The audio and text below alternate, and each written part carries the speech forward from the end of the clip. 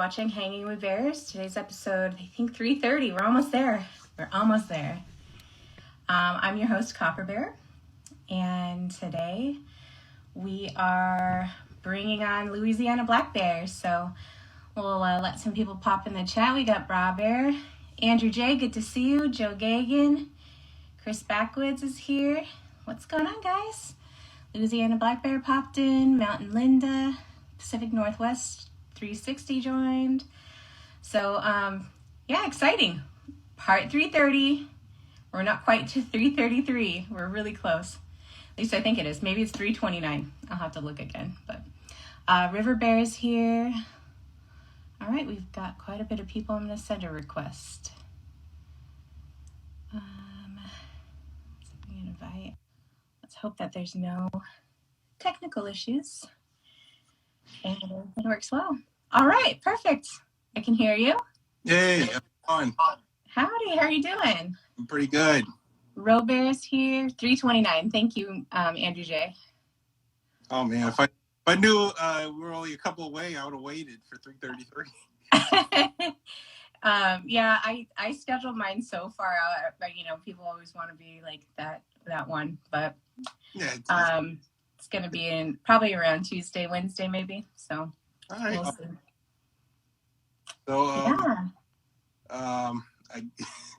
Welcome. Yeah, hey, how's it going? Hey. How about we do that first? Welcome. Nice to meet you. Thank you for coming on. And we're gonna get some questions. Is that a Harley Quinn statue? Says Mr. Blue. Yeah, that is. Andy J. A bit of a collector of like DC stuff. Yeah. Comics and whatnot. I'm just whatever. I'll show you later. But it's okay. A while. We'll get wild in. First, we'll do some introductions. So, you're Louisiana Black Bear. So, why don't you tell us about how you became a bear? Let's see. It's funny. I was following my buddy was like a big Owen Benjamin fan back when before the whole whatever happened, and so he got me really into him. The bike situation. Yeah. Before the whole call it that. Yeah, the bike situation. Before all the all that stuff, he got me into him, and then he jumped off saying, "Oh, he's getting a little crazy for me," and I'm like, "Yeah." So I held in there. I wasn't, obviously I wasn't really in the bear community. I would just watch it from afar. On and off I would watch, and I saw a lot of the crazy stuff go on, and it was really around, I think it was the middle of 2020 when I was like really getting serious. I think it was I think for a lot of people it was that need of community. Mm-hmm. I think everything was just going insane. Cities were burning down, and all the crazy COVID stuff, and it's like I just really needed that that sense of community. I think a lot of us forget, but at the beginning of 2020, BLM was getting lit all over the place. Exactly. Or COVID was really a big panic thing. I know. That was really the kind of that moment that kind of almost made me kind of lose it, because it was like, you had, it was back with if the left can do that, why can't the right do blah blah blah? And it's like, just everything was just falling apart. Trump just seemed like a complete. I was a hardcore Trump guy, like I'm sure most people that were bears, and it just falling apart. And it was just like, what's happening to this country? Yeah. I mean, it was like, the idea that America was just like, I thought we were this really strong nation, and we got Trump, and we're gonna fix everything, and then everything was just collapsing. COVID, lockdowns. I really I really started drinking hard that time, and thanks to Owen, this community, I've been drunk in like 3 months, but I was really drinking hard during COVID, and it was a real struggle. So I thank God I'm a bear, honestly, because I feel like it's to a certain degree. Yeah, absolutely. You know, I wasn't even a big drinker, and like it was just that time, that 2020 year, I was drinking a lot. I was drinking I, a lot. And, you know, funny enough, like you talked about how you needed community, and then you just kind of started latching on to the bear tar, probably the bear target, because I think that's really when it started getting named. exactly. I think it started with the Great Bear Trail, and then it was like Bear Target, and then Ursa Rio project started, and so yeah, it was a pretty intense year. Um, you know, for me, it was I was just getting into the chat as well, like really communicating with other bears, Mm-hmm. and there were moments where I was drinking and I was in the chat room and I shouldn't have been. Right. Yeah. But I knew enough to like, okay, you need to get off the internet. At least get out of this chat room. Like, turn it off. I think one of the really things that really resonated me with what Owen said, BB said one time was, you know, you kind of need to silence your mind because it's like the insanity of everything that was going on at that point. Like, I guess you could basically say started in like, I don't know, whether you just want to say 2014 or when Trump was president or whatever. It just all started, and it was funny because back in the day it was like, oh, a black conservative, based or whatever. Everybody was kind of using me as like their, well, I'm not a racist. I'm a black friend. I was always that guy. I was the, and I didn't mind it, but it's like it really didn't mean anything because like I got banned, from saying things, and it literally didn't matter, and it was like a constant reminder that there were no rules. It was like, oh, the left can do that. Why can't I do it? And then it's just like, oh, it just kind of, B just kind of brought it all together where it's like, you're just, that's their world. And you're not allowed, they let you in their world and you have to play by their rules. And if their rules make no sense, you have to accept it rather than just cry that, you don't get their way in their world. And, like that just, that it makes things make sense when you finally get some understanding rather than this constant crying about hypocrisy. Right. I had a question. I can't remember who did it, but it was, who are you are you related to Carl Brown? Yeah, Carl Brown Jr. That's what.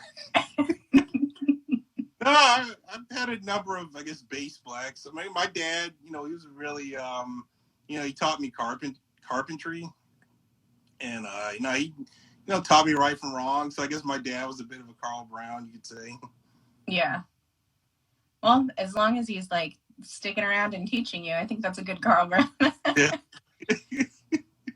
Right. Must be nice because I didn't have one. I know. Yeah, I know. Like we all are.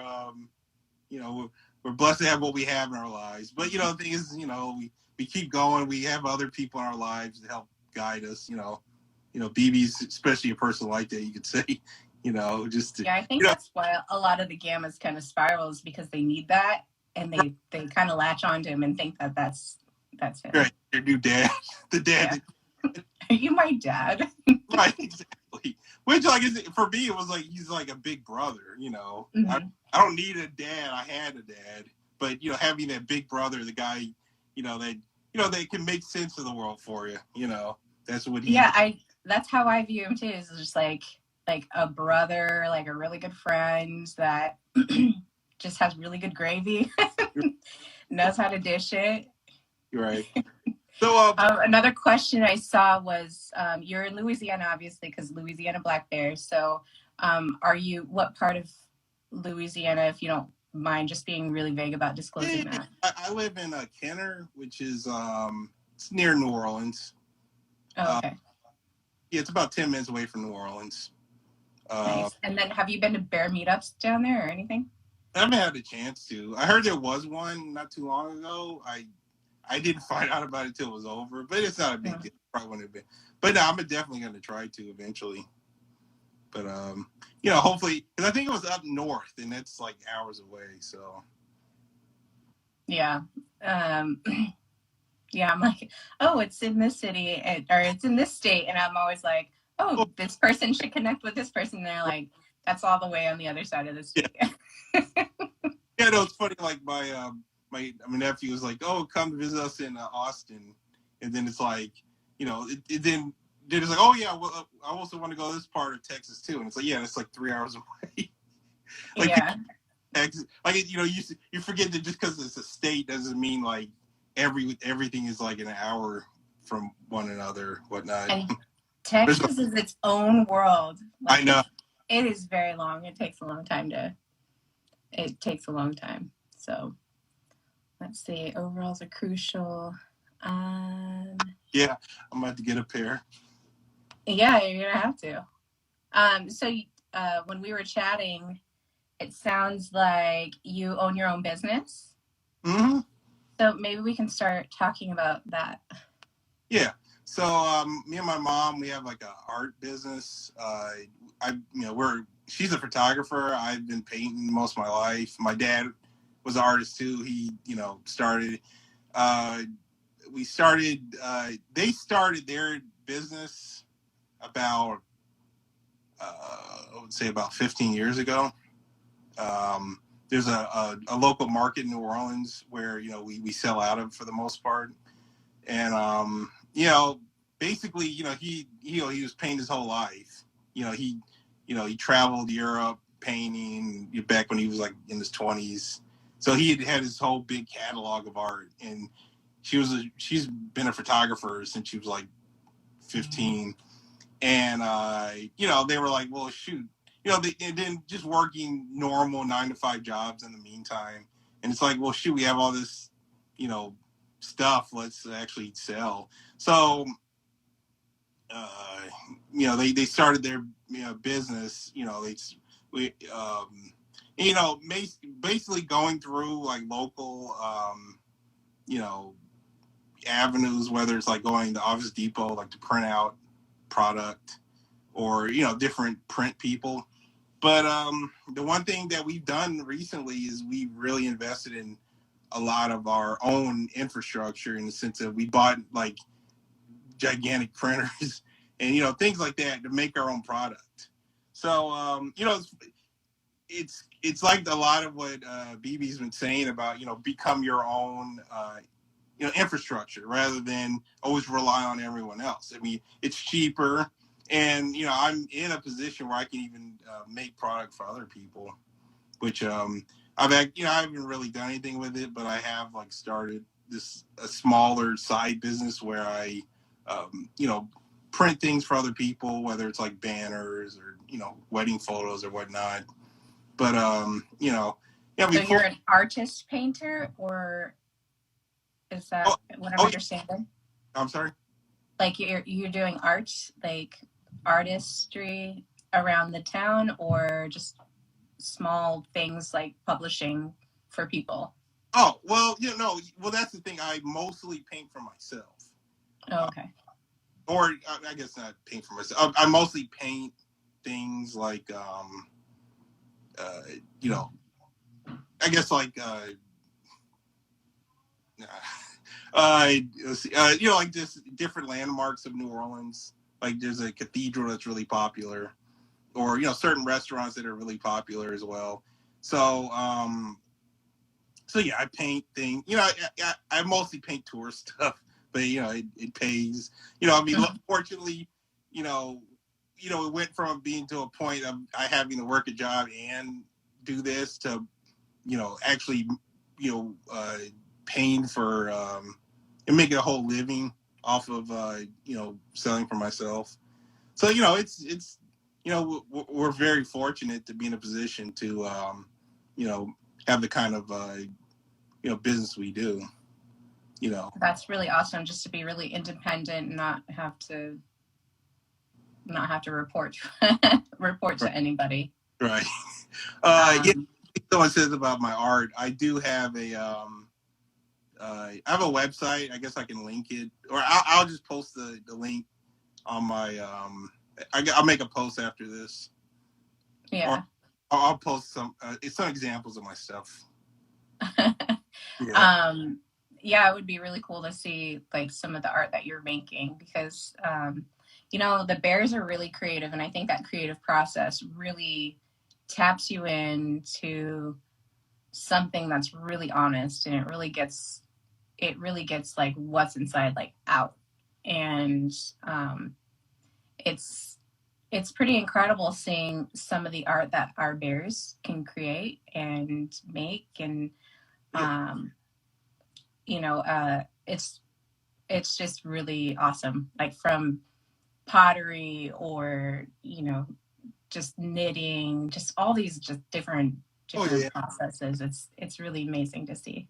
Alter the book for them. Yeah, that was incredible. Yeah, they're getting ready to do another one. Oh yeah, I might do a page if I can. I might do it. I'd love to contribute to that. Yeah, I think that would be awesome. So people are asking about the figures, the figurines that you have back there. So what kind are you collecting? Oh, like I said, mostly DC. Like I don't know if anyone can see. That's they call the Justice Society, which is like old 1940s characters. Then that's Batman. That's like statues of like the Justice League. So, you know, I you know, like with the, you know, everybody complains about it, but of course, you know, all the comics have gotten woke lately, so I don't really read it. But you know, all the old stuff I like have collected over the years. You know, it's going back to what you're saying about creativity. I think that's the reason why a lot of creative people are gravitated towards the bear community, is that I think when you are creative, your eyes are more open to seeing like kind of the cracks of the, you know, the narrative or like the show. Mm-hmm. Maybe it's because it's like, you know, you read, you know, it's kind of like, you know, as someone who has been an avid comic reader in my life, and it's like, this feels like it was written wrong. Mm-hmm. You know, like certain like story elements going on to, you know, just the things that are going on in our lives, and whether it's like the narrative, whatever, like history we were taught as children to, you know, whatnot, and then you're watching like, you know, things play out right now, and it's like, this doesn't make any sense.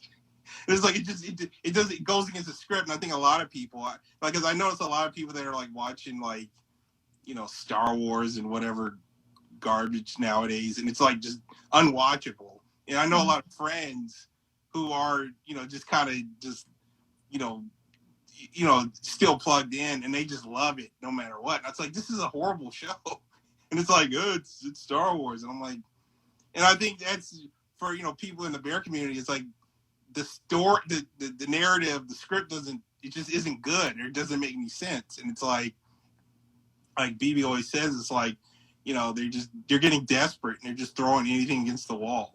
And I think that's kind of like, I guess you could say, waking up and seeing how, you know, it's just not what it, you know, like it should be more or whatnot. I don't know. Yeah, you know, I'm kind of rambling. Oh, you're fine. I can agree with that, and I kind of started seeing it a little bit, you know, like over a decade ago. I started kind of like, wait, what is going on? What is really going on here? Right. And really looking around and like kind of almost panicking, like, does nobody else see this? Exactly. And having to like be awoken in almost by myself, and not have like a really solid person to like, oh no, it's okay, like come out of it. Like it was a struggle, like a really slow struggle. And so, you know, I have a lot of friends that are still in that, and it is, you know, sometimes it's like, you really believe that? And you kind of have to just give it to them, like let them have their, like, man, if you want your dinosaurs, then fine, like have a great time with that, you know. If you want to believe in the moon landing, like, good for you, like really good for you. I remember it was a buddy of mine. He was the one that actually kind of opened my eyes, because it was like for like 2 or 3 years he would just constantly And I appreciate it now, but I was just so annoyed because he would constantly send me flat Earth memes or flat Earth videos, and I'm like, what is wrong with you? I mean, it was just like I was just like, why are you sending this to me? Because I was just like most people, it's like you just think it's insane, like that anyone would believe that, and it's like it was a funny thing. It was a music video that made me take it seriously for once. Oh, really? It was this band called shoot. I didn't remember their name, but basically, their whole music video just shows this guy. He notices all these little things, like he's in a bar, and there's like a little fly. Robert said REM. Does that sound right? Not REM. It's like there's a song called Lone Dig. Was it Lone Digger? That was one of their songs, more popular songs. But this is a different song I'm talking about. But like I said, I would look it up on a phone, but I think that would ruin the chat. So, oh yeah, don't worry about it. Yeah, but anyway, so in the song, like the guy's seeing all these different signs, and it's like he's like his eyes are being opened up to realizing that the Earth is flat, and the music video ends of him going to the end of the Earth, and then he's at Antarctica. So the ice wall. Huh? The ice wall. Yeah, it goes to the ice wall. So for some reason, go. Huh? I said, let's go. Caravan Palace. That's it. I'm ready. Caravan Palace.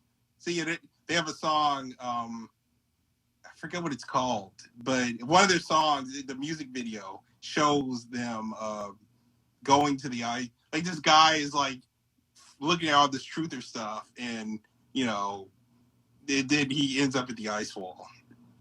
It's just a pretty. And so when I saw that, because I guess it was the thing is you do kind of need sometimes you do kind of need the established world or whatever you want to call it to kind of confirm certain things, because it's like I think for a lot of people, because if it's just crazy people on, which I think is BB works in that way because he was a part of that world, mm-hmm. where he's not just a crazy guy who has a YouTube channel, or he doesn't have one anymore. But he is it because he was from Hollywood. So I think for a lot of people, it's kind of like that. His feet was in both worlds. So it's like he's not just some crazy ranting guy on YouTube. So yeah, like I said, it took that music video, and then I started really looking into it. I was like, wow, this makes no sense. Dude, that was a fun time. Like the Antarctica time, that was a really fun time because you know how BB is. He'll like kind of just stick on a subject and really just nail it hard. And right. And like the whole all things are being explored. Like there's gonna be no stone left unturned. Like everything is going to be explored. And that's a big draw for me because I'm like, okay, because he's looking at it from all these different perspectives, and I'm like, oh dude. And then all the bears get to use our own experience of what we've learned and like kind of apply that to what he's telling us. And so it just really makes it fun. But the Antarctica one, it just came, for me, I was working. And so it's just like, okay, anybody that can, introduce these new concepts in my head, like it's going to be great. Because I listened to a lot of, like I'm sure you did, a lot of conservative talking heads. And they're thinking they're all like edgy and cool. And, oh yeah, we're not like the left, And I'm like, I guess. And so, I'm listening to all these people talk about stuff. And then when Owen came along, it was really different.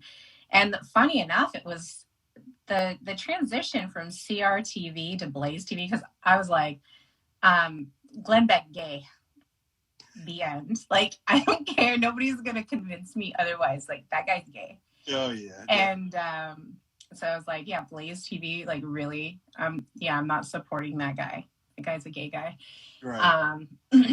And So having these really cool, incredible concepts like Antarctica, and then to have our animators like take all that, footage of Owen just like kind of drilling into it. Red Pill Rooster did an amazing job of putting those that story together. And I think Bear for All Seasons just said he just rewatched it last night, and you can rewatch it on. Okay, those are great videos. Yeah, Unbearable's Media has like all the collections, and it's just a fascinating thing, and the characters that came to life and all that stuff. Just it's a really cool time capsule, I think, for us to really remember it. And now looking back at it, it's like we can all like, oh yeah, the Treaty of Antarctica, like we really dug into that, and then some of us a little bit more than others, and it was really, really an incredible time.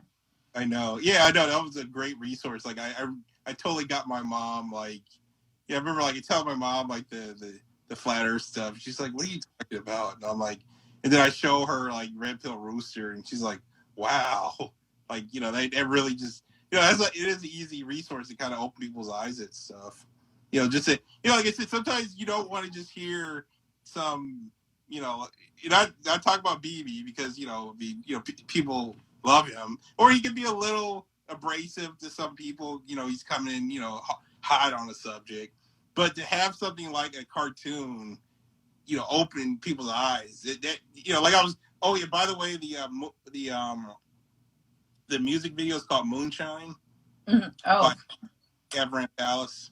So yeah, if y'all ever want to look it up, you can Google that. What was Owen's song? It was like, the Moon Shadow song. He had a Moon Shadow song. Right. Exactly. Something by the Moon Shadow. Moon Shadow. Right. Moon Shadow. I don't know if you remember that. I'm not sure. I'm not sure. The Moonshine by. It was a Cavern or Caravan. The Caravan. Yeah, right. Yeah. Interesting. Titty brought up the volcanoes are energy gravy. What do you think of that? Do you remember that? He talked briefly about it, I think, at the beginning of a stream. What, they're like sources of energy or something? Like or yeah, it's like a or Tartarian. Yeah. Tool Returner just said it must have been antediluvian, which is a curious concept. I have no idea. That's a little out of my knowledge. Yeah. Well, it's interesting because this last week we in our homeschool curriculum we were talking about volcanoes and lava and all that kind of stuff, and I'm watching it. A lot of the active volcanoes don't activate from the top. That's interesting. They activate from they're just releasing pressure wherever, and a lot of times they come out through fissures in the earth. Oh wow! Not Tartarian, no volcanoes near major buildings. Okay. Well, I guess that makes sense. Well, I mean, it goes against like the idea that there's molten lava, because that's what you're taught as a kid, that there's all this lava in the core and it's just releasing, and that's where all the magma is coming from volcanoes. Oh, so, yeah, we have to teach that round earth, like core, mantle, crust, hydrosphere, biosphere, atmosphere. Yeah. And we're doing it on a globe earth model. So yeah, we're getting a little bit of globe earth stuff, but it's like at least what everyone's getting taught. Right. This is all alleged. It's funny because like that all that stuff was like my favorite subject in school. That's what I find kind of. Also, I was hardcore into space and astronaut. I was like astronaut footy pajamas, and career day I dressed up as an astronaut covered in aluminum foil. So it is kind of ironic to go from like one end to the other, being the guy that was just hardcore Star Wars fan, all that stuff. Like, and then I guess it kind of makes sense that you go from you get like I guess you pour into it so much that you come through the other end and realize it was BS. Titty had a question, Sure. and I have to ask: are the bikes safe? Yeah, they're safe. Okay, Titty.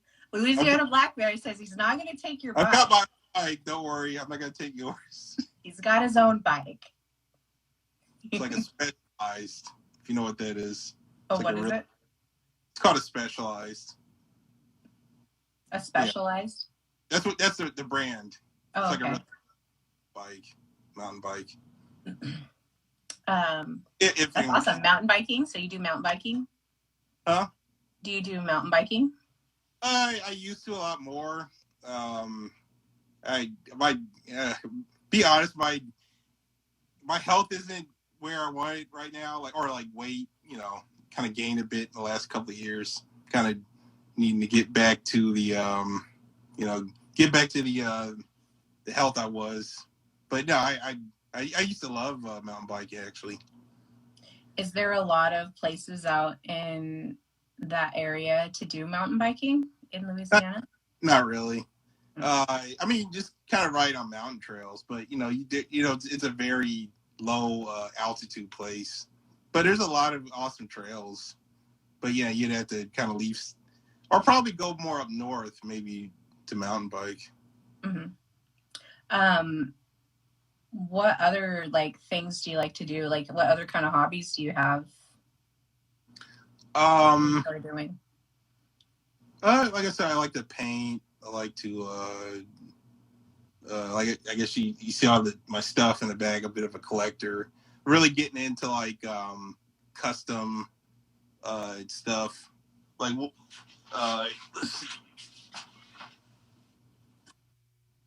All right, take it all in, Andy J. Did you get a good look of all the figurines? But this is what I painted myself.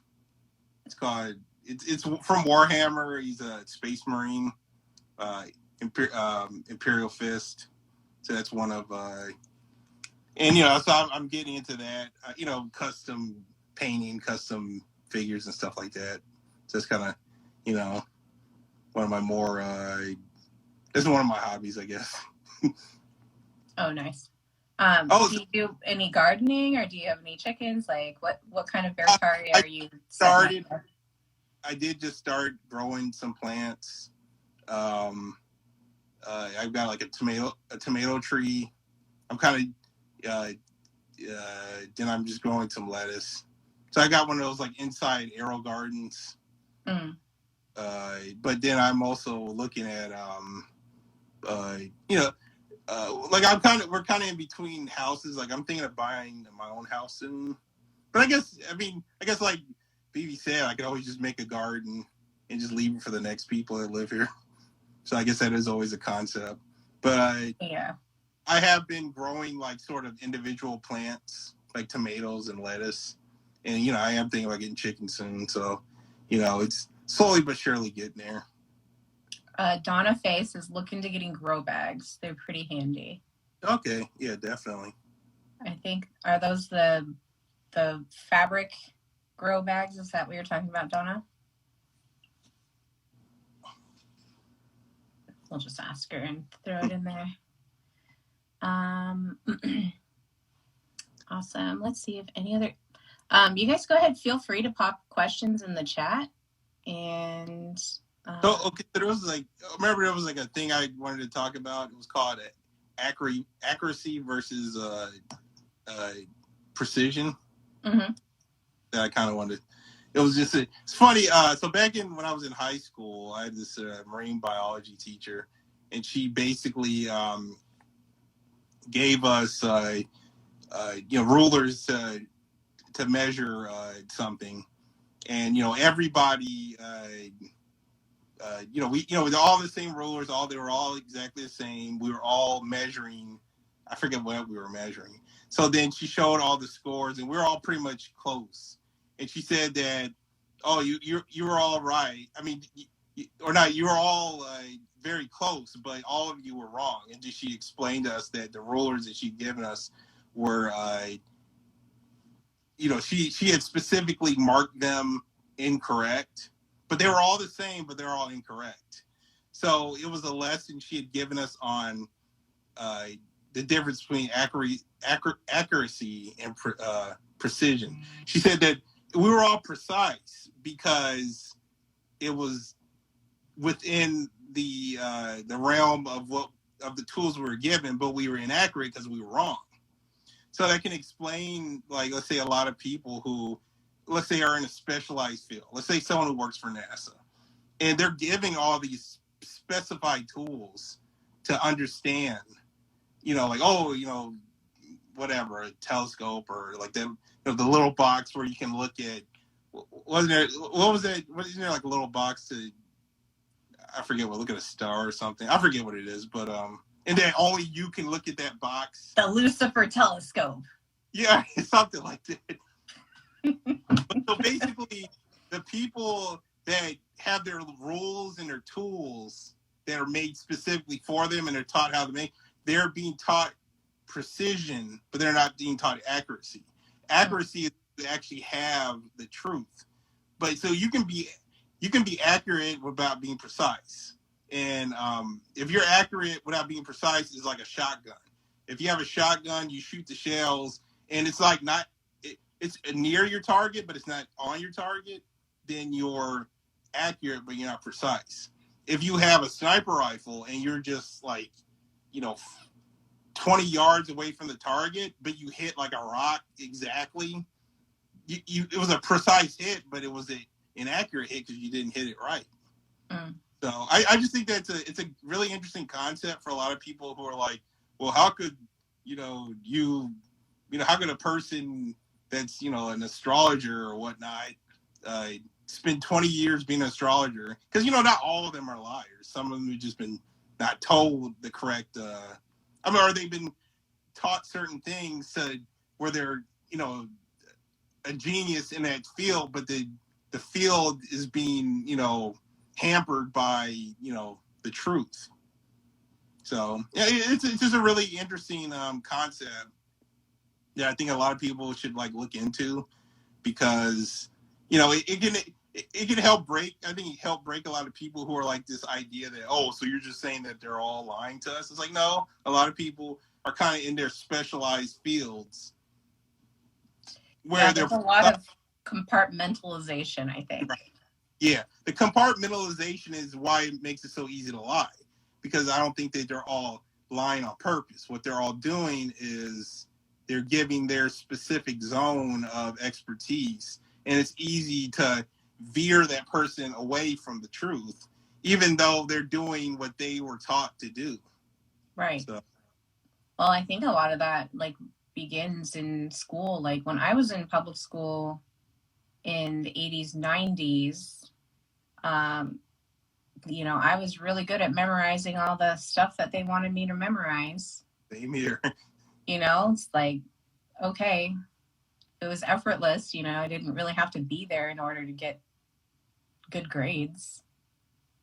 And I hear that so much. It's like, we've got a lot of really intelligent bears that are just like, when I was in school, it was boring and I still got A's on my tests. I know. And I wasn't even paying attention in class or whatever. And it's so true. When I was really young, I was challenged really well by my teachers. They put me in higher grade levels, something that mentally would keep me occupied.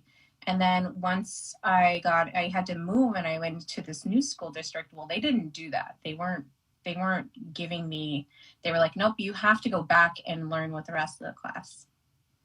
And so because of that, because I wasn't being challenged, it was almost boring to me. So that boredom kind of came out in goofing off and just not really being a good student, just kind of being like, I'm just gonna do whatever I want.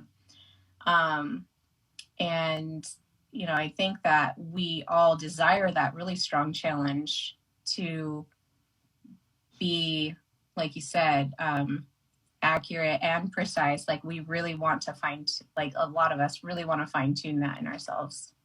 Oh, definitely. Yeah, I know that whole structure, the whole school structure is just made to just drive kids nuts. I mean, it's just like a whole psychological, like, operation, basically. Like, yeah, I mean, I just remember just being bored to death. And, I was a smart kid, but, like I said, you fidget and, you goof off and like, you're bad or you're a dumb kid and you get punished and, you get sent to detention.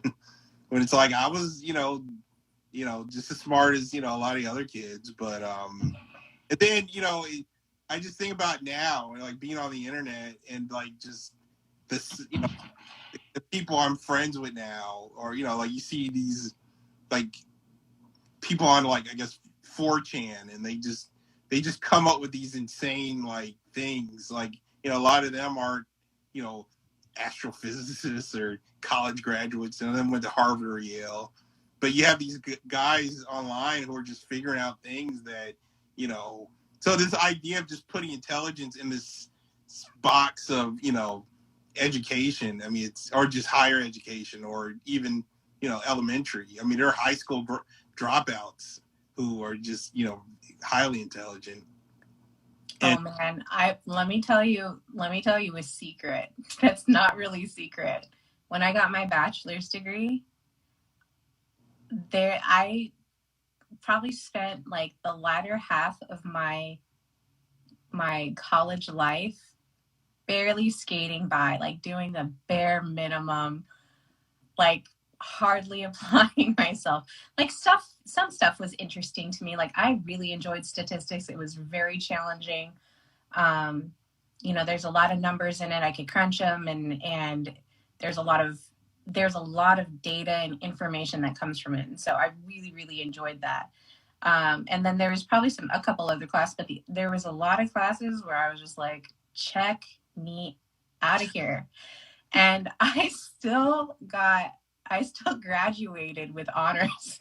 That's hilarious. And I'm just like, man, if I can skate by like this, I can't imagine like how many other people are doing that, because, it was still like an adult degree program, because, I'm working and I'm going to school at the same time. So, but anyways, like the way, all I really learned was like, okay, this is how you work the system and how you still get good grades and whatever. And like looking back at it, I'm like, was it really worth it for me to do that? Because it took a lot of time away from me, my family, and the things that I was doing. And I'm doing it in the name of, I have to have this so that I can have a good career. And that's how it is. Sorry, go ahead. No, yeah, I remember going through that in school as well. It's like there the loopholes and the bare minimums that you have to do, and it's like, and then because you're like, oh, I'm succeeding, and then deep down you're thinking, wow, this is not. It's like you're not breaking any rules, you're not cheating, but it's like you still feel unfulfilled, and knowing that, like, what is this hollow system that we're in, where it's like you're not being challenged, and what you're learning isn't even necessarily useful. Like, particularly, I went to not even what I really like. I kind of wanted to do it, but it's not like a big passion of mine to do it. Right. Yeah, because I went to UNO, or University of New Orleans, be an art major, and the art classes were great, but like that was like 40% of my classes actually had to do with art, and I just had other classes that had nothing to do with art, and it was just like I don't want to be in a calculus class. It's like I couldn't wrap my head around calculus, and it's like I just didn't want, like I did drop out eventually. Which is the funny thing is, like, I did learn art, and I learned techniques that are to this day helping me make money, which is like I'm actually getting the value out of my I guess non-degree, but I mean, I'm making, I'm paying, back the student loans and all that. So it's kind of funny that the value of me going to school is actually making me money, even if I don't have a degree to have on my wall. It's like, right. Who gives a crap? Like, At least you're using some of the skills that you learned there to exactly. You know. Which honestly, at this point, it would have made no sense for me to graduate because there was nothing to be gained. It was just the bragging rights of having a BA, you know. Mm-hmm. But yeah, like I said, it's just, you know, like I said, it's all about your skill and, you know, being able to actually have something to show for it. Yeah. So many people, it's like, oh, I have my degrees. Oh, I have this or that. And it's like, okay, well, what is in it? What value is that? You know, I know so many people who have all these degrees, you know, like, you know, friends who are like, you know, what's a real popular one? It was a psychology degree. I have so many. Cringe. I know. No offense to anybody who has a psychology degree, but when I hear that, I'm like, okay, what is wrong with you? Why did you feel like you had to take this? I know. And, yeah, there was you know, it was funny because it was like I had, you know, like the you know, it was like the weird little depressed chicks that I knew. They all got psychology degrees. Yep. And the sort of lower, you know, the less less smart kids I knew, they all got criminal justice degrees, which I thought was like the biggest irony of the world. Like some people that might be in jail now, they got criminal justice degrees, and then that's hilarious. Depressed, mopey people I knew got psychology degrees, and I'm like, yeah, it's kind of ironic. I mean, it's pretty funny. Right. I got a business degree, and I don't, you know, it's still valuable. Not like it's not, but it was a lot of work. You know, regardless of how much I was skating by, like it was still a lot of work to get there. Right. So we have some questions in the chat. Do you ever have you watched Cobra Kai? Not yet. I do actually want to watch it. I've heard a lot. Oh, okay. Somebody had a question of what your thoughts were on Cobra Kai, and so I was going to ask. Tim Pools Beanie asked, have you ever grown an afro? I can't. I've tried, but I can't. It's like my hair grows about like here, and that's it. I don't know why. Maybe I need to eat more protein or something. But for some reason, I can't. I've tried actually, but it always stops about like half an inch or about an inch, but that's not an afro. So somewhat. He's tried, Tim Pools. Right. That's all we can say. I personally don't call it an afro if it doesn't, you know, it's not like, you know, I want to be like 70s basketball player. If it can't be that big, I don't even call it a afro then. Yeah. I do use an afro, but it's not, you know, it's, you know, still it's like, why? 925 Bear asks, what kind of art do you make? Like, what kind of art are you painting aside from the, is it just the figurines, or is there like other art that you're doing? Oh, well, I mean, the art, like I do professionally, like I do a lot of, like I said, like landscape. It's like landscape stuff. Yeah, landscapes, architecture, like popular restaurants in New Orleans. You know, I have this, I do a silhouette series, which is usually like a person playing an instrument, or I have this one where it's a couple kissing against a New Orleans pole. That's one of my more popular pieces. Like I said, I'll post a link afterward. But yeah, so yeah, I've been, you know, I have a bit of a mix of pieces. Like I said, I just have to. I guess I should have been more prepared to show you, but yeah. Like I said, it's okay. I didn't even realize that. Like when I think Louisiana Black Bear, I'm thinking sick memes on IG. Yeah, right. Like some of your memes, I'm just like, no way. There's no way. Yeah. So Yeah, but where do you create all these memes? I would say about 70% are mine. The rest I find. Like obviously like tweets or whatnot. I find, but yeah, I know most memes I actually make myself. I don't know. I guess I just What's your favorite meme that you've made that you're just like, that is hilarious? darn. I'm so many. Oh, okay. Well, pick a few. Uh, dang. Like I said, I churn them out. I'm thinking of one I made today. Okay, I don't think I posted this one, but it was a picture. I need to post it, but it was one of like it says the West, and it's a murderer saying, "I will murder again," and then the guy's like, "No, we can reform you," and then on the bottom says Middle East, and where it says murderer, there's like nothing, and then it shows like a Arab guy, like they kill murderers. And they're Like, just like, they don't bother reforming anybody. They're just gonna kill.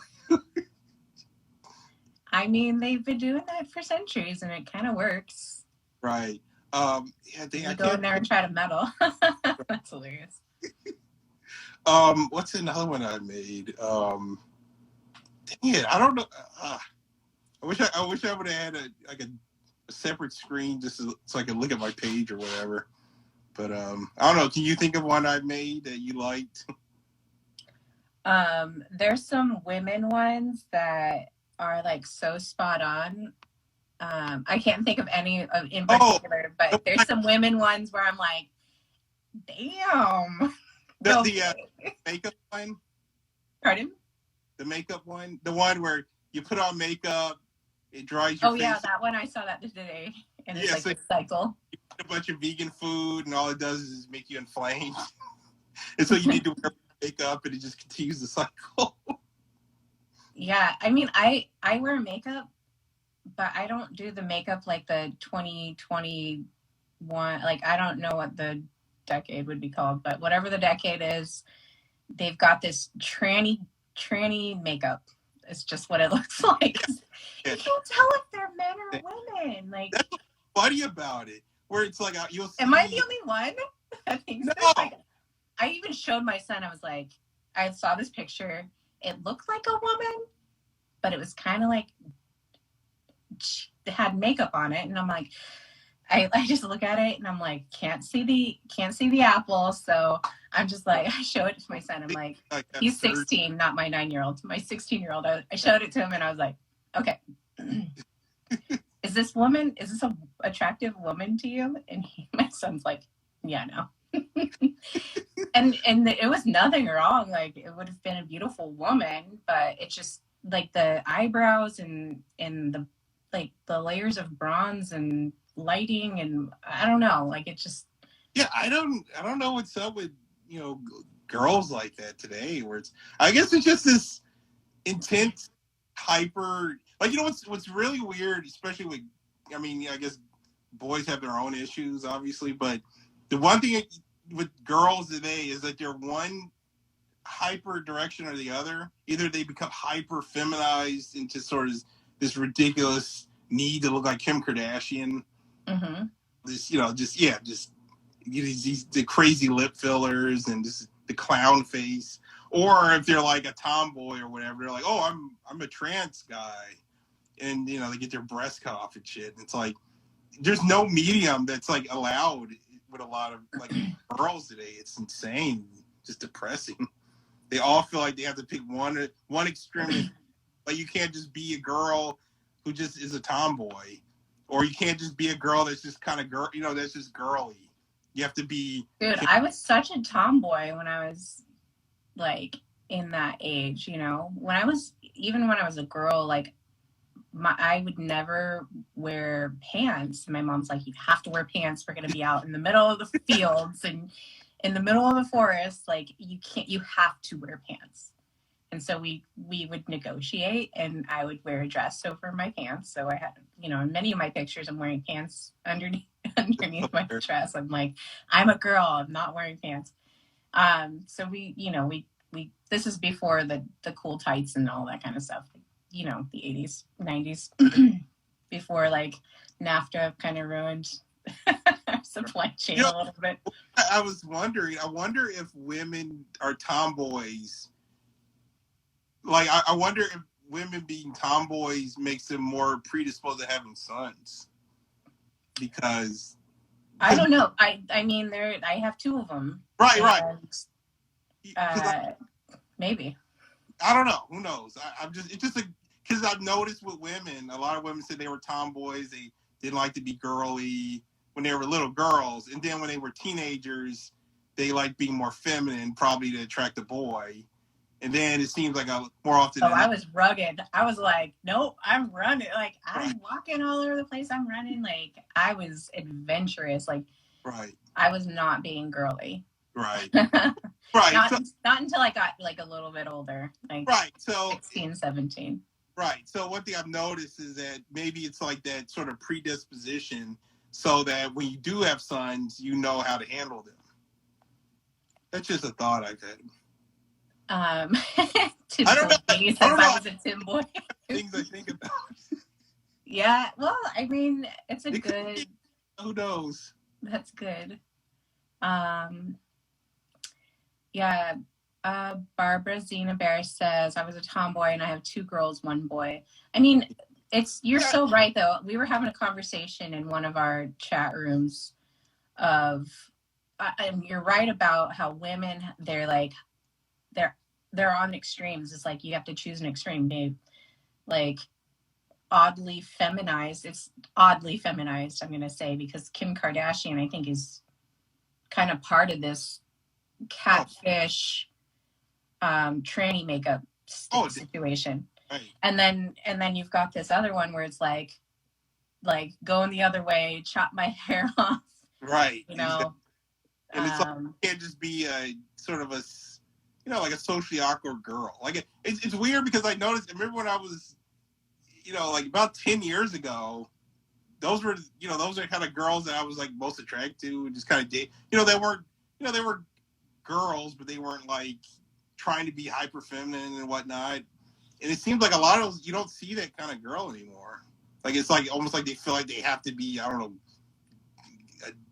know, trans or be lesbian or something. Like, yeah. It's weird. Well, and somebody was like, I thankfully my child isn't around like other kids that are too much normies, I guess. So he hasn't really had to be around a lot of people that are questioning their gender. And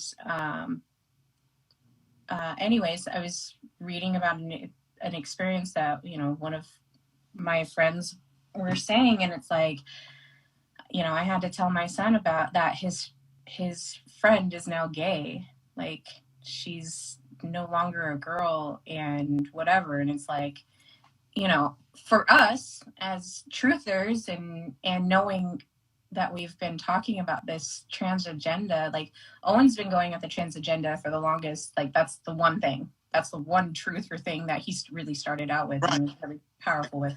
I know.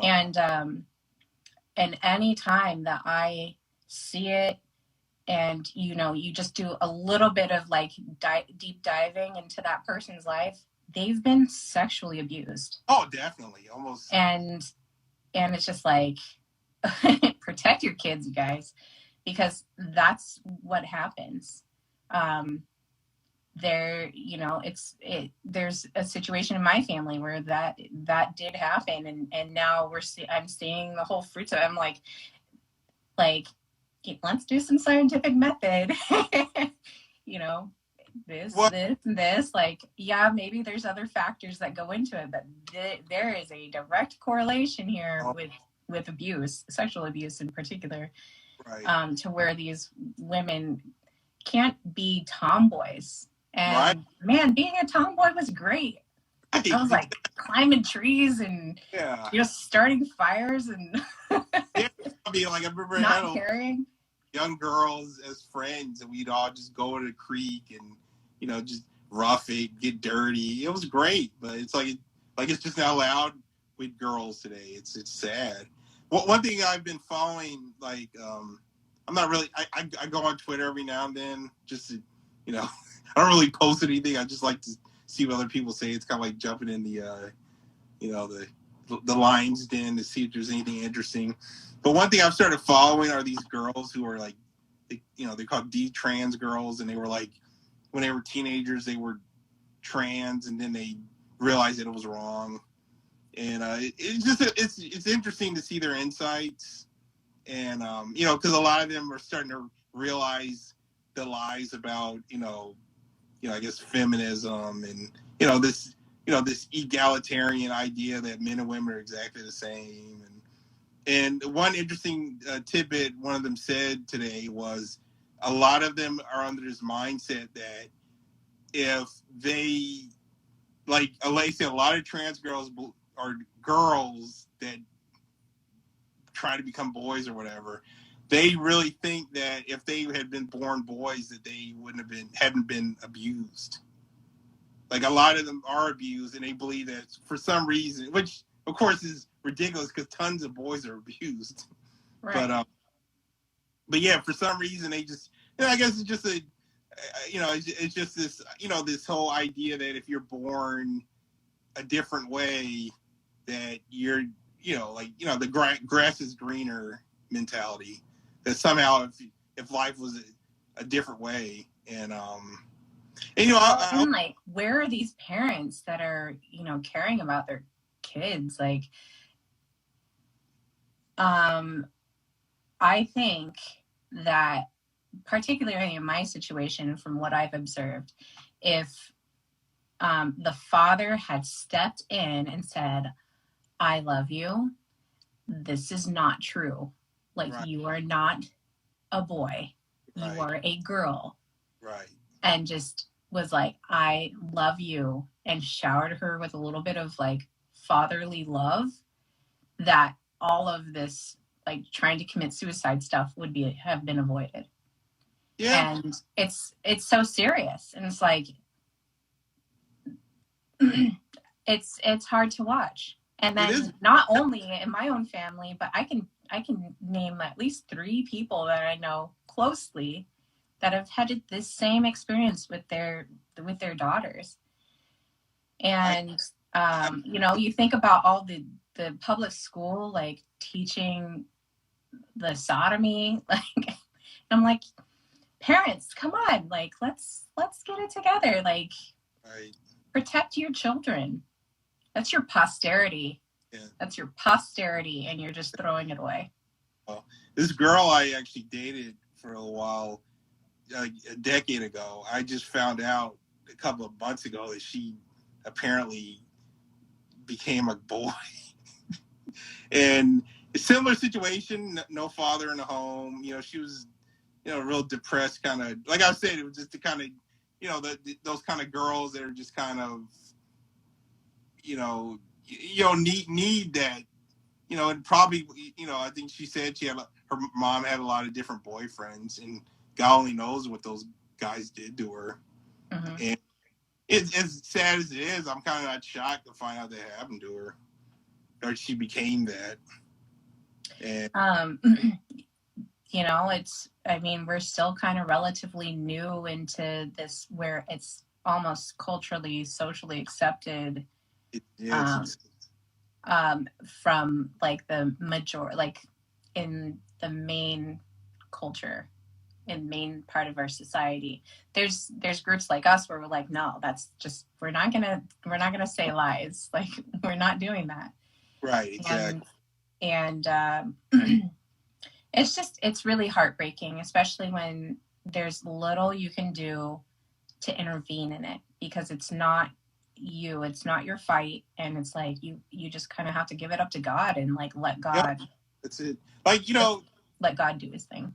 Oh, definitely. I think that it's kind of, that's kind of there's an ebb and flow in the world, and like, unfortunately, a lot of people, like, I think some girls who said that they've, had their breasts cut off, and they want to be mothers now, and now they're like heartbroken how they can't breastfeed, but they're like saying that, they feel like, it brought them the God, Christ, so, you can't really explain, like I said, God works in mysterious ways, where it's like, if that girl hadn't went through with that, she'd probably still be some, I don't know, just be on some path, because it's like, you could say how tragic it is. It's tragic, but it's like, whatever brings you to God brings you to God, Right.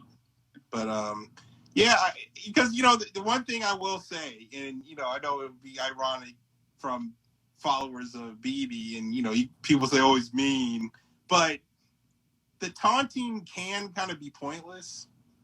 Like, we make fun of like the when I say taunting, not necessarily. I'm just saying, like, I've noticed, like, on, like, let's say on Twitter, they're like just constant back and forth, and just speaking to people that, because it's like, if you come from it from a perspective of just some random stranger online, you're like, why do you expect that person's gonna listen to you? And you're just mean, because the thing about Owen is that he expects you to accept the community. If you're not ready to take a licking, then you need to get the hell out. But I do think that when you're on Twitter and you're kind of forcing the perspective, it just doesn't help. So, I'm just saying, like, I think it really comes down to, like, you have to kind of really think of, like, okay, what saloon am I in? Like, what are the rules of this saloon? Right. It's not your area. You're being invited in. Right. But it's not your area. And I'm not going to say that I've never gone on to Steven Crowder's, IG and get banned from it. I'm not going to say that's never happened, because it did. Right. But no, but I guess what I'm saying, like, I guess pick your battle and know when you can actually do help. If you actually have someone that knows that you care about them, you can have these conversations. But on Twitter, and you're in some, person with pronouns in their bio, and it's like sending some suicide, like some transgender suicide meme, that's not going to convince anybody anything. All you're going to do is... Robert just said they have to at least care what you have to say. Right, exactly. That's the thing. Like, it's like, because, I know it could be an ironic thing to say, but it's like some people, right-wingers, and I'm not talking about bears necessarily, I'm talking about just, the like Pasovic and all these, like, Trump people. Like, they think just being, like, almost having no point to their argument and just being an asshole is effective. And it's like, sometimes you got to let those people just, they got to just do their pittance and find God on their own time. And it's like, well, sometimes I even have to do that with people that I am close to. It's like some friends, like, there's just things that they don't want to let go. And I'm like, right. Cool. Okay.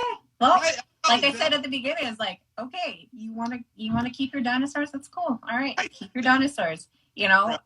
And, whatever the topic is. Some of the topics get a little bit, they're really electric, let's just say. And so there's a lot of powerful opinions that go into one side or the other. And it's like, okay, well, if you want to have that opinion, that's fine. I'm going to respect your opinion. Maybe I happen to think of it a different way. And so you just kind of let it be. But that's what real true diversity is like this diversity of thought. We should be able to have diversity of thought and challenge one another to really come to just really come together and be like, okay, we can still have Thanksgiving dinner together. We can still, break bread, like, whatever. It's not a big deal. Fortunately, a lot of family have really come along when it comes to, ironically enough, like family in my California family, they're like really buying a lot of the truther stuff, which is funny. Because, well, I guess it's not really that funny because a lot of them were kind of the far hippie types back in the day. like the real liberals, and now they're like, I've sent them, BB videos, and they're like, wow, that's a wild. So, but no, but going back, yeah, the whole family thing, yeah, the conversation's not worth it. You gotta have family, and over something silly, like, because as important, like, I mean, it's not really important. I mean, it is important, but it's not worth destroying your family over, whether the shape of the or your earth. community. Oh, of course for not. that matter. Right, exactly. There are little. Can't I just be the crazy uncle that thinks the world is flat? Like, it's cool, guys. Which is so insane because that was allowed. Where it's like, it's funny because I'll see these like leftists on like Twitter, and they're like bragging about how, they don't disagree. I haven't talked to my family in 5 years, and it's like, over what? Over the guy who's not present anymore?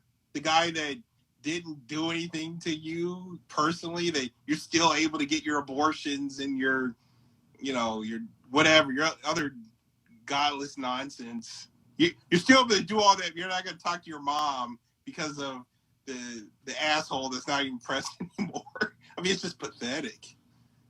Robert said, ironically, when you give them room to be their self, they'll start to ask questions. That's true. Have you had people come up to you and like, so, what's with flat earther? Well, it's, the funny thing is, so my buddy who got me into Owen originally, he dipped his toe in because he sent me a video saying, isn't it kind of silly that someone would spend 3 hours explaining how flat earthers are stupid? It's like, why would you need to waste all that much time? It's such an insane concept. Why would you need to, so it's almost like it was like his toe. And then we've been like joking nonstop about the fact that we haven't been back to the moon in like 80 years. So it's like, he's not ready to make that jump yet, but he's definitely opening up. I think it's really funny that your friend like was like, "Hey, check Owen out," and it's like, "Yeah, I'm out." Right. You're like, oh, I'm gonna stay on this. I'm gonna stay on this train and see where it goes. Right. I think it was for him. It was I don't know what it was. It was probably the moon landing. Everything else, yeah, because our politics are pretty much the same. Like we're not MAGA people or no Q or none of that crap. Like like he's definitely on the mode of, you got to build your own communities and you got to stop accepting some savior in Washington to save you. But it's like, really the only thing keeping him is the moon stuff. And like I said, he's my best friend. I would never let that be the thing that ruins our friendship. Mm-hmm. Great. Is he gravy curious? He is gravy curious. That's gravy curious. Yeah, like we've been going back and forth about, like, not really back and forth, but just like it's he's crop dusting. Like we talk about just enough until, oh yeah, the moon landing was fake. And it's like, oh, it's like he believes it without actually wanting to say it. So does he have like a Marvel universe or DC universe that he likes? Does he like that kind of stuff, or? Oh, he's big in the Warhammer, 40,000. That's this guy I showed you. Oh, okay. It's kind of like Star Wars, only way more like intent. The funny thing about Warhammer is that it's made by these lefty atheists to make fun of like really hyper religious people, but it's been like basically co-opted by a lot of right-wing religious people, because it kind of co-opts the idea that these characters are so, I mean, just like with old martyrs, like literally willing to die for their faith in God. So it's another brand that's done that. It's like Starship Troopers, where people like, a lot of people are like, oh, it's satire, and it's like it's I think it's like how God can speak through people that, they were like, we're the dumb Christians or the dumb right wingers, and then what they create is actually co-opted by, people that actually believe it. They're like, oh, you're not supposed to. That's not supposed to be, because it's like the funny thing about Star Wars is that Owen's done streams on Star Wars about how it's not this.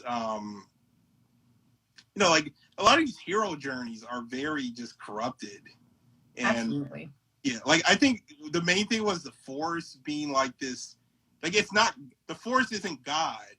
Like the Force, like in Star Wars, isn't like a conscious. There's no intent in the Force. It's just whatever you push it to. If you want it to be the Sith or satanic, that's just as good as if you want it to be the Jedi, which is godly or whatever the fuck they want it, Christ-like. So that's the worst thing about Star Wars I've noticed, is that the Force doesn't have intent. It's just, it is. And it's like, and I guess it's like with BB saying how it's like Satanists believe, oh, if we make you go through trauma, you'll grow through it. And it's like, you're not supposed to put trauma through people.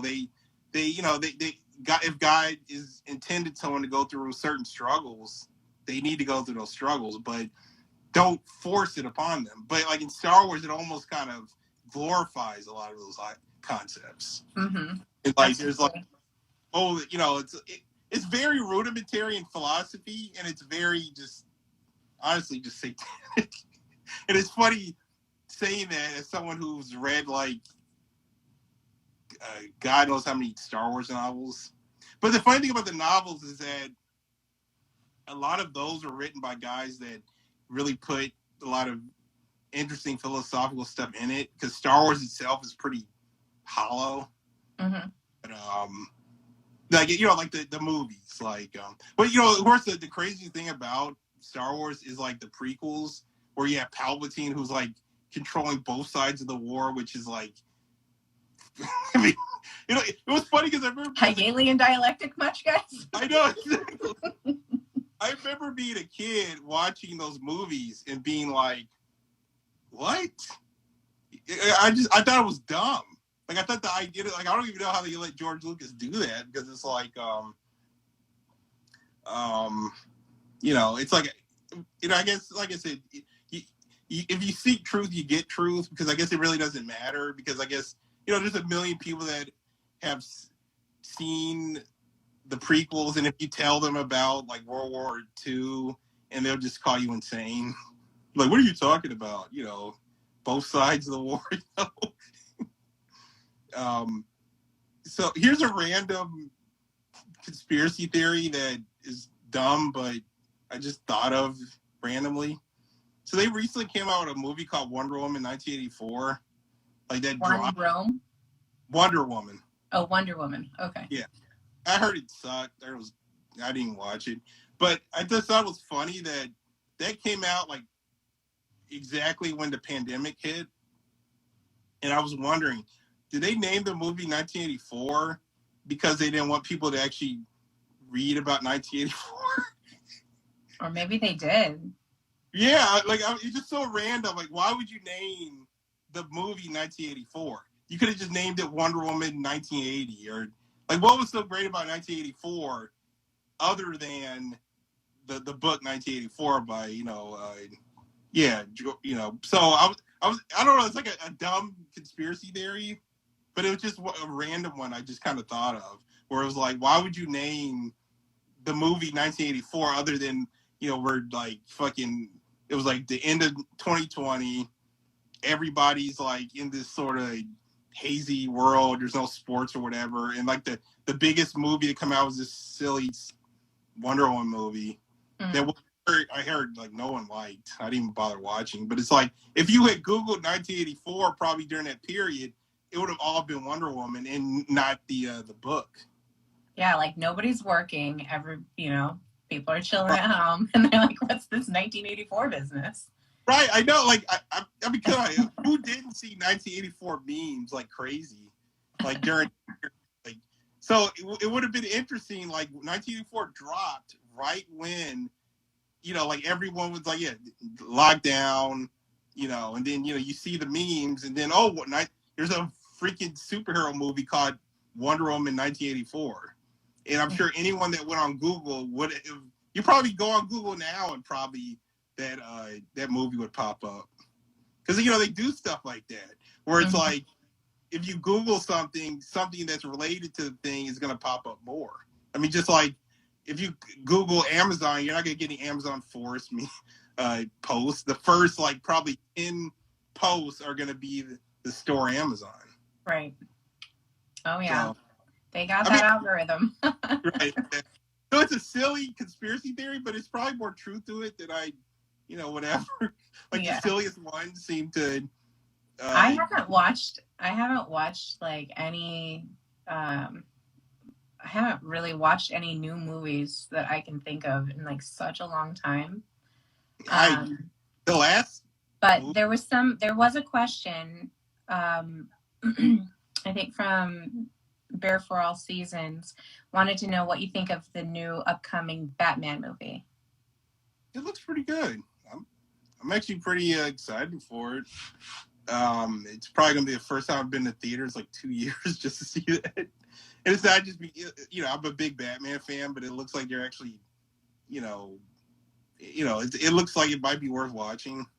I've heard a lot of good about it, So like a lot of people say that it's like it's more horror and more like suspense than like a superhero movie. Because, despite the fact that my room is full of stuff like that, I'm kind of tapped out on that stuff, like that Marvel, good guy, bad guy stuff. Like, I can't watch it. They always have to insert an LGBT somewhere. It was funny. Like, do you watch Pockets of the Future? No, I don't. Okay. Owen talked about him a couple of times. Yeah, he talks about him a lot, so that's where I get a lot of he's acquired. Like I get people.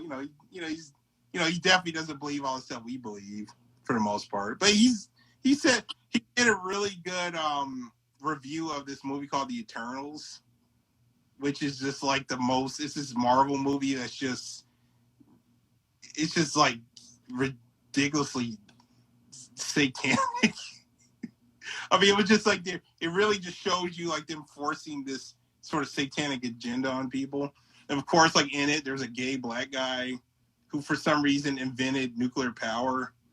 And he's like responsible for the Hiroshima and Nagasaki attack. And it's a really weird, bizarre movie. It was like, the weird thing about it is like they're all superheroes, but there's a chick in it who's deaf, and they're also robots, and it's like the whole movie is just this sort of weird. Was it Helen Keller? I know. No, but it's so weird. Like, so they're robots, but they also have these impairments, and it's like this weird attempt by Disney to be like, oh, we're inclusive to this insane degree. There's a gay, fat, black robot guy who's in a relationship with an Arab, and they adopt a little like Mexican kid. And it's like, that's The Eternals. Yeah, I didn't watch it. Like I watched his review on it, which is like the core concept of it, just very satanic. Which I guess go figure. But yeah, it looks horrible. I mean, who's running this entertainment industry? Right. But the funny thing is, like, me and my buddy, my best friend, like, we talk about this stuff, and it's like, if they're trying to be subversive, the movies just suck. Like, I remember, because, like, the big movie that everyone's freaking out was Star Wars The Last Jedi. And, the older one? Is this a newer one? It was the one that came out in 2017. Okay. It was kind of that moment where all these like guys on YouTube, Star Wars woke, blah blah blah. It's like, oh, women, whatever bullshit. So I was like, okay, I'm not gonna watch it. So I remember like 2 years after it came out, I got like a free subscription to Disney Plus, and I was like, oh, let me see if this movie is as bad as people say it is. And I watched it, and it's like, this is just boring. Like it was just bland. It wasn't like I would almost appreciate it if it was like so bad that it was like, oh wow, look what they're doing. And it's like, I struggled to finish that movie just because it was so boring. Like the storyline just wasn't there, or Yeah, visually it wasn't exciting. it was just nothing in it. Like, cause, you would think like, you watch movies in the back and it's like something like The Matrix or other movies where it's like you're starting to realize the gravel behind it, but they are good movies. But like all these like superhero movies and Star Wars and whatnot, they're just boring. Like there's nothing. Like it's like what were you trying to do to get people into this stuff anymore? I mean, I was just like blown away by just how dull, and there was just nothing in it. Like if they were trying to push some like feminist agenda, it's like you just have this chick who just runs around and does nothing, and it's just not even damsel in distress saying just. But it's like right, because like people make these memes about oh yeah, with the lesbians and da da da, and it's like it wasn't even that. It was nothing. It wasn't like there's a lot of people that are like agreeing with you, saying, yeah, I fell asleep watching that movie. Fell asleep in the theater. Right. Yeah, so that's what I always thought was funny about especially the like all these like, I don't know, they call like there's these people like this guy named Nerdrotic and all these like, I mean, you probably don't know about them, but maybe people in the chat do. Like they're these anti-SJW types, like from, all they do all day is complain about Star Wars. And like BB brought like the guy Quarter Black Garrett. He's like one of those guys, and all they do is just whine about Star Wars. And it's like at some, like I said, is that his shtick? Huh? Quarter Black, that's his shtick. I haven't watched them in forever. Star Wars, which I know it sounds ironic as a guy who has a bunch of crap in his room, but it's like the stories I read as a kid, like when I was into like comics and stuff. I mean, they were good stories, and yeah, they're probably graveled too, but they were still like just really intense like stories that like I said, I was really I was just total nerd in high school. I just read novels. Like it's probably a lot of people. I was I read a ton of Star Wars novels. I was one of those kind of kids. So it's like you get a lot of that like matured setting in like a fantasy setting.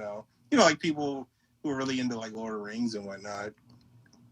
But like the stuff today has nothing in it now, and like there's no like I think a lot of the older stories.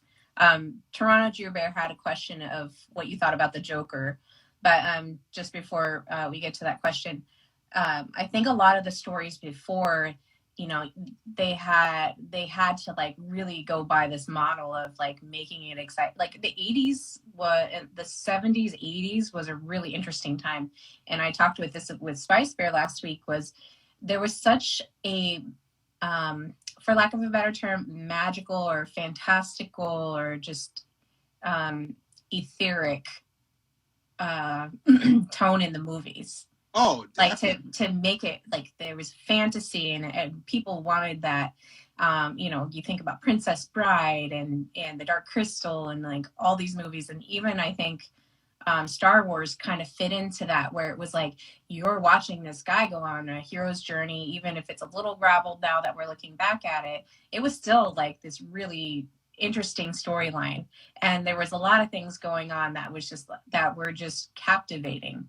Whereas now what it sounds like is they're unable to tap into that, like that creativity, just because it's a popular franchise and they get a lot of money thrown at them doesn't necessarily mean that the writers are putting interesting things in their script. And you're seeing that like, and it's kind of shocking that, people are allowed to kind of be wasting money like this. You think about, how much money they throw at it. Let's look at what the Bears have done with nothing. Like, our animators, they're just out there doing it because for the love of creativity, for the love of creating something, for just it put something into our community to inspire others. Yeah, like I forgot who made the cartoon, but the quick turnaround of the one of like BB making the video, the guy saying, "Oh, I killed all these people. I wasn't wearing a mask," and like 2 days later, there's a cartoon about. Oh yeah, Hometown Crushes. I He's mean, like high quality. right. I mean, that was just hilarious, and it's like, I mean, that skit is funnier. I know it's the ongoing joke. Yada yada is better than Saturday Night Live or whatever. It's, of course, everything's better. But it's like that quick little joke, and then it was just animated and just thrown out there within like 2 or 3 days. I mean, that was just amazing. Yeah, and you think about all these other people, like, in the big movie world, they have Disney dollars, behind them. Like Star Wars does. That was like can't make a movie. They're making movies that people are falling asleep in their seats. Like they can't stick with the storyline. It's boring. It's not relatable. And those things are, important. It's like, maybe it's not worth spending $20 to go watch a movie and just. Yeah, I mean, that magic is totally gone. I mean, like I said, I was Star Wars nerd. I mean, everything about the original Star Wars was, I mean, the puppets, just the detail. I mean, the modeling of all the shit. I mean, that's amazing. And now you just have a green screen, and it's like that magic is gone. And I think like what BB said is like the mandate to heaven, when it's gone, you just can't be creative anymore. Like God won't give you that creativity, because I think I don't know if it was on purpose or not, but I think what they did is like they were putting more of the grabble into these movies. Like I think that, like the funny thing about The Last Jedi is that I think that it was one of those movies where it's like they were trying to appeal to everybody, or at least appeal to everybody in their little focus groups. Or like the thing about like Rey, who's like the hero of The Last Jedi, she's like this sort of she's just bland. And I think that it was like this sort of safe hero that I think they wanted, like, women, because I think that I've heard that apparently like the only demographic, because is like with young people, like the young people, like with like little kids, like watching like Baby Shark or whatever, like they can get like kids up to like 5 when it comes to like I don't know what, Barney or something, like whatever's Blue's Clues or something like that. But once they get past like 10, all these like firms like Nickelodeon, Cartoon Network, or whatever, Disney, they pretty much lose them immediately, because all demographics past that, all they watch is YouTube and TikTok. They pretty much have lost. I said, that's me. Wait. I'm just watching YouTube, and I have my bears, but it has like they because I do, and a lot of people do. We fixate on like, oh, what is Disney and what is Warner Brothers, CNN, and and it's like nobody's paying attention to those things. Like like the average person pays attention to them as much as we do in the bear community, because we don't care. Mm-hmm. I mean, if it's not like every now and then, BB will talk about, like, recently about CNN. Like, other than that, who's talking about CNN? Like, literally nobody. Mm-hmm. Funny thing is that even outside of our community, nobody is paying attention to that stuff except for, your diehard, like, like liberal Hillary Clinton voters, and like 30, like they're like pretty much like the only demographic for a lot of like sci-fi stuff. The stuff that was supposed to be for like young boys is like 30 to 40-year-old women, which is like this demographic. Oh, no. Like, I better watch myself. They're childless women their key demographic are women that are probably never gonna have children. They're living freaking their little leftist hellhole in like California or whatever. Like, so that's like we're kind of edging on 2 hours, and I want to be able to talk about the Joker, and then okay. I'll give my gravy of what I think of these universes. Or we can do that first, but have you seen the Joker? Oh yeah. Okay, so maybe give a little bit of some info on that. Well, so when I first saw it, I loved it because, you know, I think it was definitely made for, you know, like I said, this is me pre-Bear, you know, Beartaria, me just being kind of a, you know, isolated, lonely guy, you know, just kind of, you know, just out, you know, because it was, I think they made that movie for like kind of a lot of listless millennial guys who, you know, felt kind of outside of the system. But I do feel like, you know, ultimately there, you know, it was like to take that energy, because what he did, I think what Joker did, like it was cathartic. I loved it at first because of the cathartic feeling of sort of feeling abandoned by society, and then you have the Joker who rises up and, you know, he kills the fucking dude, and this whole rebellion is started. And I think that what they wanted to do with that movie is like, rather than take that frustration and do something creative or do something valuable with it, they wanted to create the anarchy, and they wanted to, you know, have young men waste their energy on something destructive. I mean, who knows? Maybe that movie went into a lot of these Antifa dudes who burned fucking, you know, CVS's down, you know, in 2020. They burned down the Popeyes. I'll never forget that. Right, that was hilarious. You burned down your own damn Popeyes. Hey. That is just wrong. So, are you gonna say something? Oh no, go ahead. If you're, unless you're done with your movie breakdown, it sounds like there's a lot of different angles on this movie. Yeah, I think that the movie, it spoke to, like I said, particularly guys like me. I mean, I'll straight up say I was basically, you know, gamma adjacent for a while. You know, I think most, you know, a lot of guys, you know, I mean, most, like BB says, you know, you could go from a gamma to a delta, which, you know, I definitely could. I would say I'm like kind of delta omega adjacent kind of. I don't know if I'm overthinking it or whatever, but whatever. But I could see like that movie being like a hardcore gamma movie, just because it's like, rather. Yeah, Toronto Joubert just said it turned keep gammas in gamma state. Yeah, it did, exactly. It was perfect because it was a cathartic feeling of watching the Joker. I loved that movie when I first saw it because it was like, it spoke to everything I felt. It's like, you're this lonely single guy who can't get a girlfriend. You're living a life that you have all this like you have energy.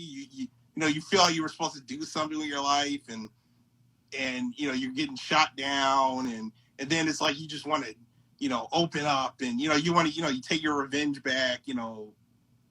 So no, yeah, I think that's totally what that movie was for. It was for, rather than taking that understandable, like BB said, it's like a lot, the feminist movement started out of something, well, not, you know, I mean, some parts of it, you know, it started out as something genuine. Like, there were things done to women over the years that were wrong, you know. Like, I think that, you know, there is valid arguments about men needing to be a bit more receptive emotionally, not become a tranny, but well, I think, you know, just to kind of boil it all down, like, men need to love their women if they want to be respected, and then women want to respect, but they need that love from a man. Right.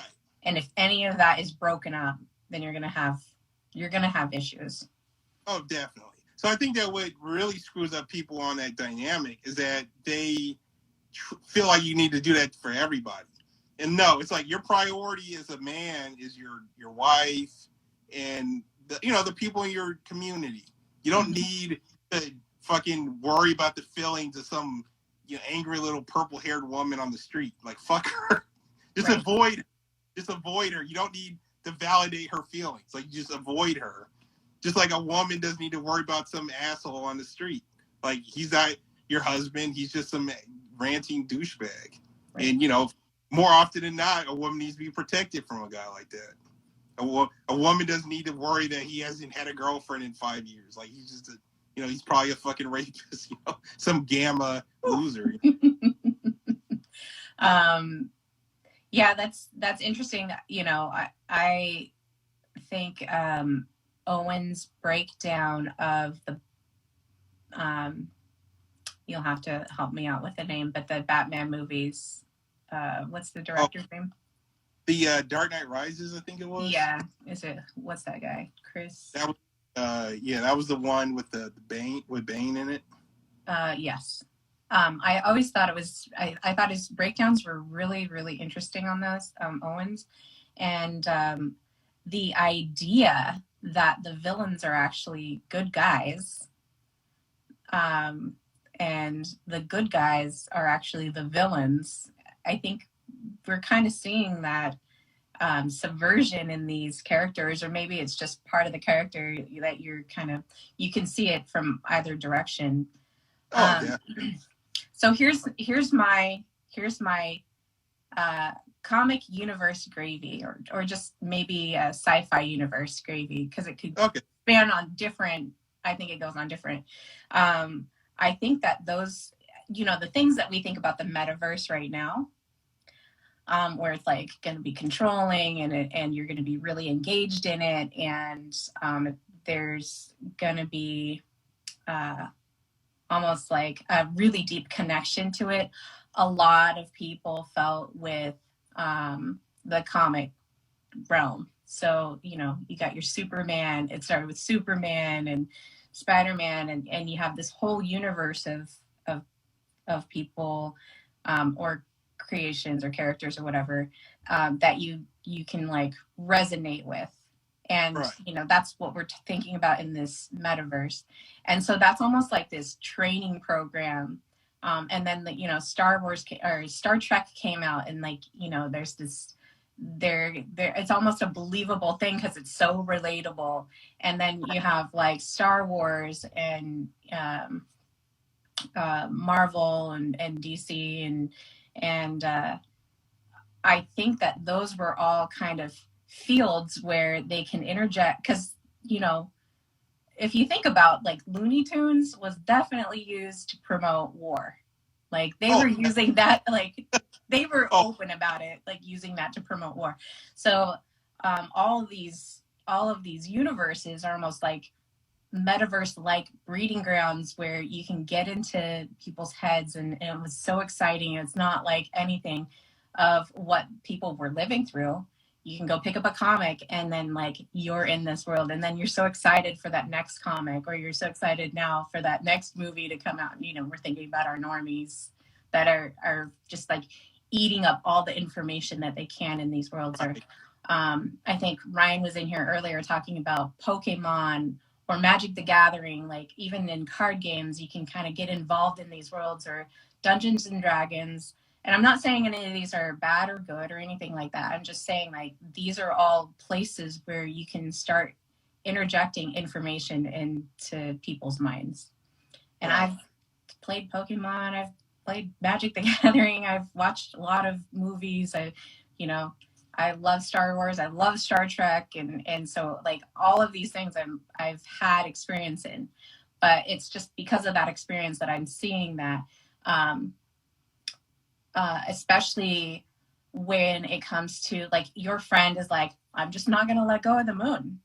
The moon landing happened. Like, we landed on that thing. Right, exactly. We went up there with our grit. Well, I don't think he's like I said, he's not a boomer about it. I'm just messing. No, I know you are. But my point, like with him, I think it's just more like that tiny little jump means because I think everyone goes through it. Just that tiny little gap destroys everything. Like every narrative that you believe. Like I said, me and him are pretty much see eye to eye on most things.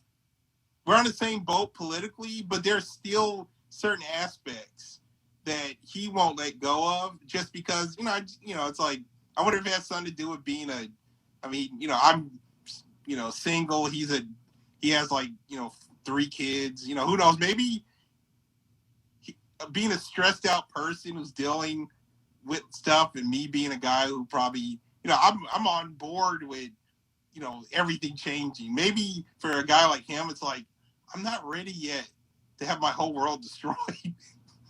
And that's true. Like people, that's why like woke raping people is so wrong.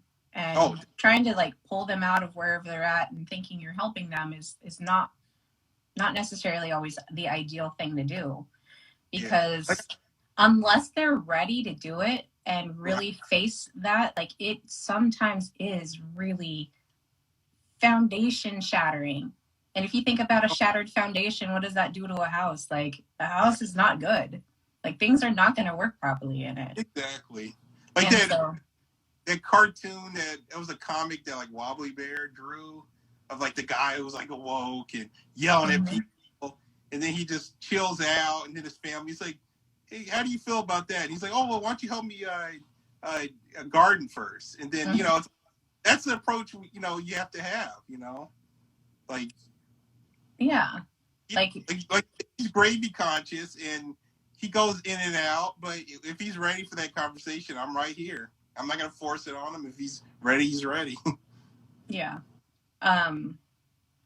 Anyhow, I don't know if like the metaverse, like I just think that the metaverse is going to be, there's going to be a lot of things that are unknown to it. There's going to be things that we're going to know about, like we can foresee.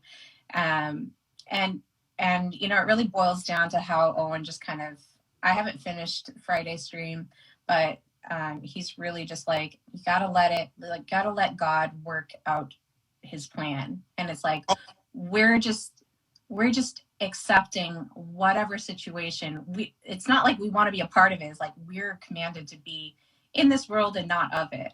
If we're Christians, we're in this world, not of it. And these universes are interesting, and it's like you're saying, like, I've got all these things. It's part of like your hobby or whatever. It doesn't define you, but it's just part of what you have. And I think that if we can just let things go on and just accept them as they come instead of trying to control things, because I do it a lot too. I do it to my son all the time. I'm like, granted I'm a woman. I'm like, if you do that, this is going to happen. Instead of just letting him do things and like learning for himself. Yeah, it's funny. I was just having this, not to get any details, but I was just having a discussion similar to that with my mother and my sister's son, who's, and she's like trying to tell him blah, blah, blah, and, similar situation with, he didn't have really a father growing up. And my sister kind of put it made it difficult for me and my father to kind of be in his life. And now, it's like he's in 21, and now he really could have benefited from having like a father figure. And, at this point, it's like, I was just, I'm telling my mom, it's like, you kind of got to let it happen. Mm-hmm. It's like, he's a 20-year-old man. I know you might think he's your grandson, but it's like, he's basically a man now. Yeah. And you have to, you got to let God do, and he'll have it all work out, Yeah. When I was pregnant, I was basically going through my woke journey and with my younger son. And I remember going, like I had to get away. I was like, I'm going to Hawaii. So I booked it to Hawaii and I stayed there for a couple of weeks, and I was hanging out with my friend, and I'm 6 months pregnant with my son. And I was like, what am I doing? What do I want him to be in the world? And it was like, I want him to be a warrior. I want him to be able to go through this and like help in whatever way that he can.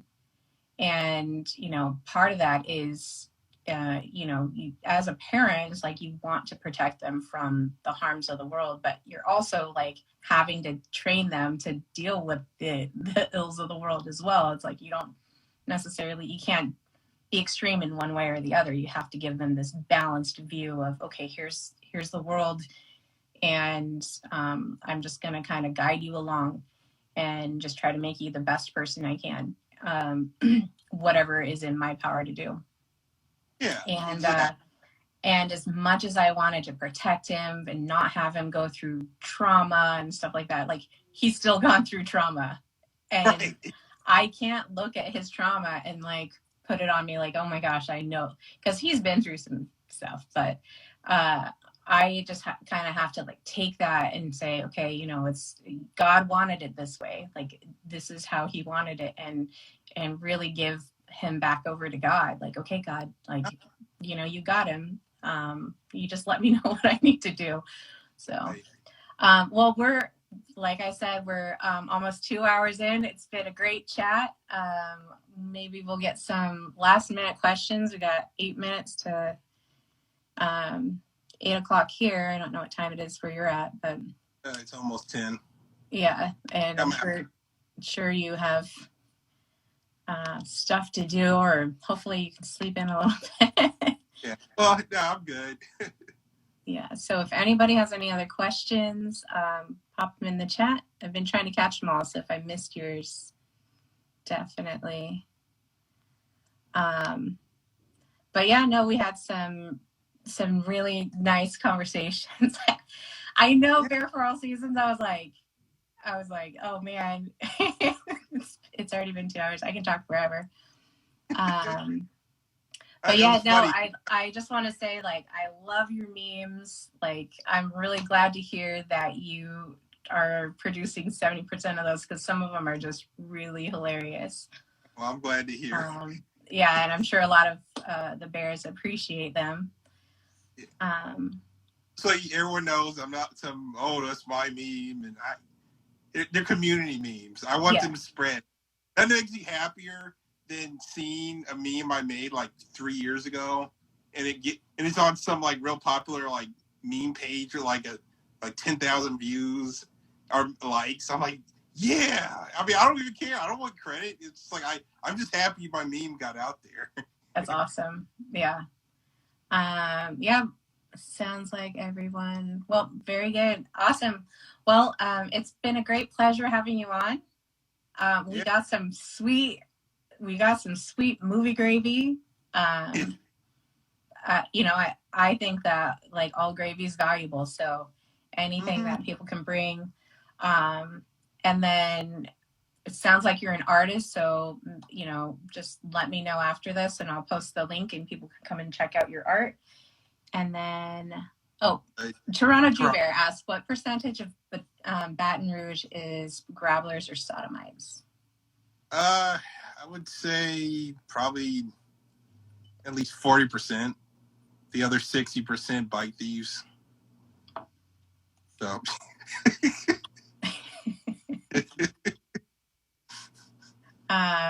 And if you guys got here late, we addressed the bike situation early on. It was one of the first things we did. Yeah. New Orleans is probably about 80% bike thieves, so a little bit more so than Baton Rouge. Awesome. Very cool. Looks like Lady Q was born in Biloxi. I don't know how to say that. Oh, Biloxi? Oh, okay. Yeah, it's not too far from where I am. Yeah, the chat's been great. You're an awesome guest, and thank you for coming on. Appreciate it. I'll do it again. Yeah, awesome. Well, take care. Have a good night. Happy Saturday night, guys. I'll talk to you guys later. All right. See you next week. Bye.